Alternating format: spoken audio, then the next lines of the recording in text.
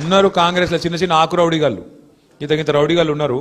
వాడు ఇట్లా అట్లా, నేను ఒక మాట అడుగుతా, మీరు ఆలోచించుకోండి.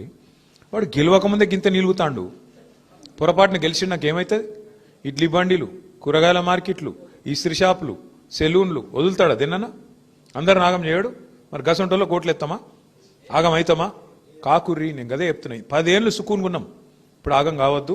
రెండోది, మీరు కూకట్పల్లి ఎమ్మెల్యే సాబ్తో కూడా నేను మాట్లాడతా. ఆ మోతీనగర్లో కూడా నాకు షఫీ చెప్పిండు, ఆడ కూడా మీరు ఇదివరకు శుక్రవారం పెట్టుకుందిరా, అట్లే నడిపించేటట్టు కూడా నేను చెప్తా. ఎమ్మెల్యే కూకట్పల్లి కూడా మనోడే, మన పార్టీడే, ఆయనకు కూడా చెప్తా. జూబ్లీ హిల్స్ ఎమ్మెల్యే కూడా మళ్ళా మన పార్టీ గెలుస్తుంది, ఎవడు కూడా ఆపలేడు. మళ్ళా చెప్తున్నా నేను, వాడు ఒక్కటే నమ్ముకున్నాడు. ఇప్పుడు బెదిరిస్తాడట, ఏమని?